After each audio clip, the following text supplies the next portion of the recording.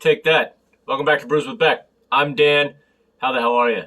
I'm superb. I'm superb. I always appreciate you asking that. So the beer we have here, another New Belgium Brewing Company beer out of Fort Collins, Colorado. This is one that I literally had easily 20 years back, and me and my buddy always thought it was, pretty solid beer. It is called 1554. This is a dark ale, and you see it literally described three different ways. On the bottle, it says enlightened dark ale brewed with spice. On Untapped, surprisingly bright taste and dry chocolatey finish, one evocative of dark brews enjoyed by Belgian taverns 500 years ago. Not a porter, not a stout, it's 1554. And then on Beer Advocate, it says, this defies guidelines of modern beer. Although dark in color, 1554 is not a porter, stout, Schwarz beer, or Bock. Rather, it is the rebirth of a lost beer style called Zwart, I think it's called, which is Flemish for black, which uses Groot for bittering.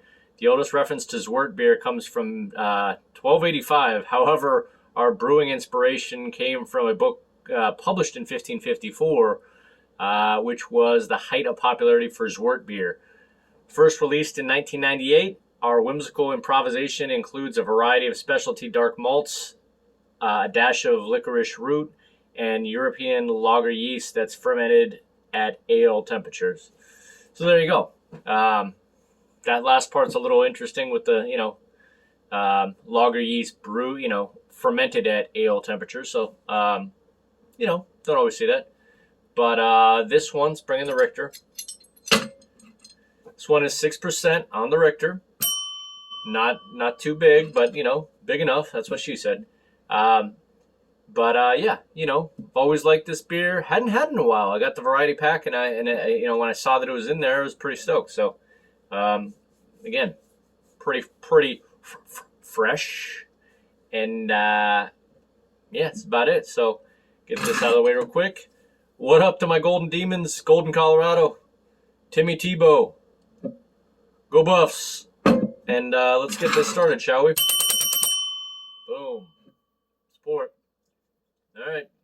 Do me that small favor. See that like button below me?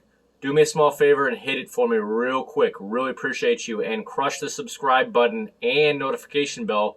That way you can see all the beers all the time. All right. Like and subscribe. Simple. Not a big deal. Boom. How's that look for you? Now it looks porterish like there. Not really necessarily a stout, but yeah, you can kind of see it straight up. Can you see through it? Looks almost like cola, like when you try to see through it. So it's not quite as dark as a big bold stout, but definitely dark. Hold on one second.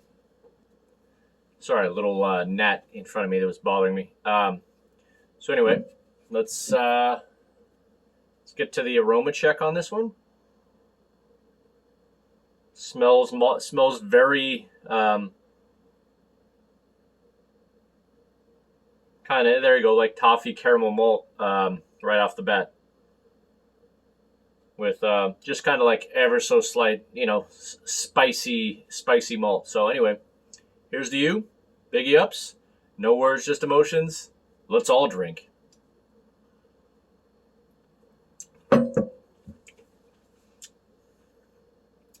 Yeah, that has a cocoa caramel kind of malty thing going on with it.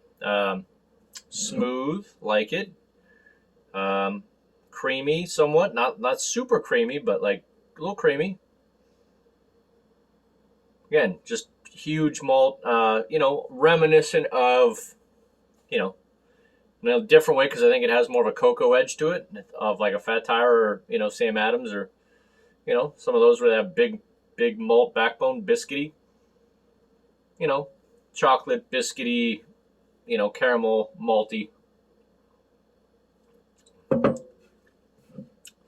But again, not too bad. Like, it definitely is drinkable. Gets real, I don't want to say thin, but gets drinkable real quick. Does not, go into a real heavy phase. So if I didn't know what this was, I could tell that this wasn't a stout. And yeah, it still isn't enough that I would think it was a porter, I don't think. Because porters I feel like have a little bit more coffee and cocoa in it. This has, so I probably would have thought this was a dark ale. Or black ale, you know what I mean?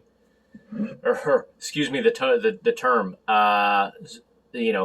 Zwart beer. Yeah, Zwart beer. I'm saying that word. Anyway, yeah, pretty smooth, pretty malty.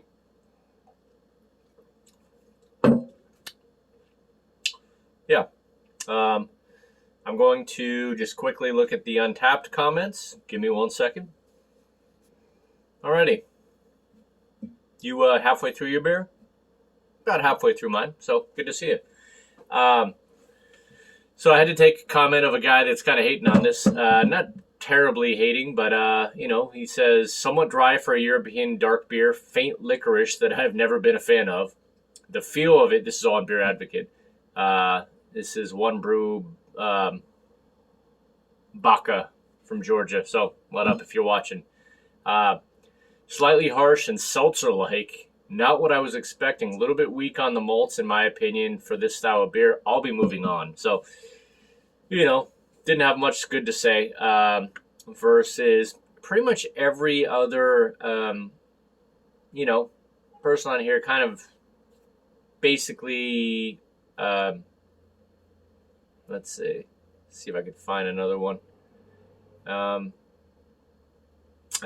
not worried about it because, like, most people found this, you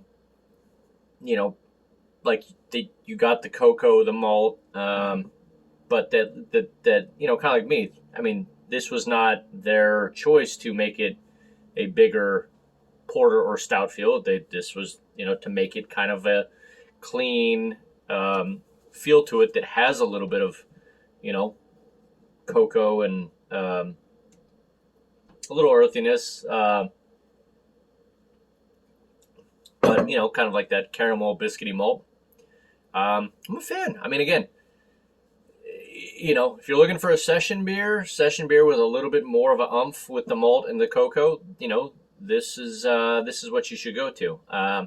Because yeah, like this feels exactly what it is. 6%. Feels like 6%. Mouthfeel is, maybe 30%, something like that. Like, it's not huge, but, it's bigger than, like, I just did the triple and, like a lager feel. Like, those are usually like 10 to 20% in my opinion. So, but either way, you can get these, in the variety pack, real good value on it. I think the flavor's pretty good.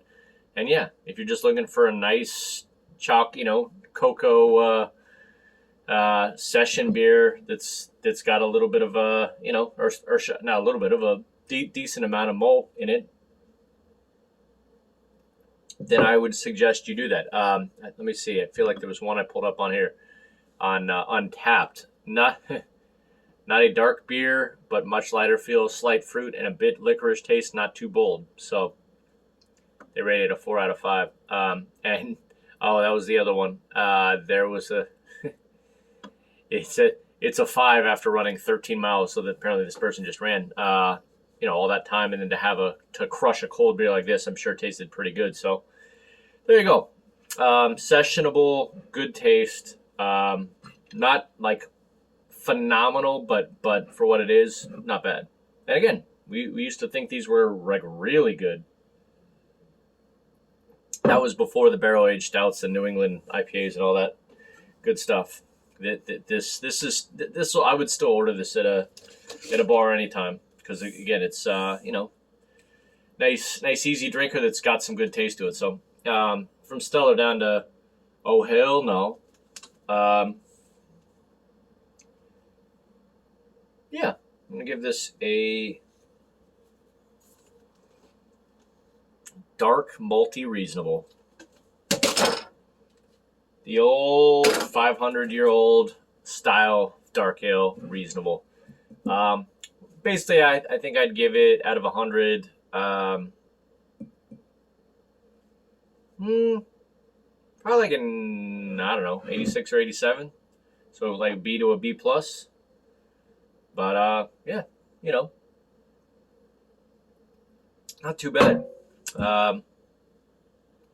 You know, I like bigger, bolder, but I can't hate on this. Plus, it's been around forever. People still seem to love the big malt and cocoa on this one. So there you go. I'm gonna actually crush it. Why would I leave this much here? Here we go. Cheers. You got a drink? Cheers.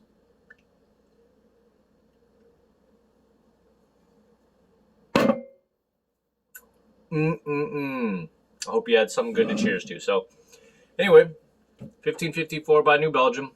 Nice, easy going, but beer that's got a little bit more than just a lager, whatever, and a little bit less than a porter. That's about what I'll say on that. And what else do I got next? What do I have? Actually, don't worry about it. I think. Yeah, I can't remember right off. Honestly, I'm getting down on. I gotta refresh my beers. So, gotta get more Houston beers. Any breweries. I would always love to support your cause and put your beers on Brews with Beck on here. So if you're seeing this, feel free to send me beers, and I'll definitely overhype them. Of course, just joking. Kind of serious. So, but no, I'll always give my honest opinion on here. But anyway, hopefully you're having a great day or evening, and we'll see you on the next review. Tim Tebow says what up to you, and God bless. All right, big yips. See you out there.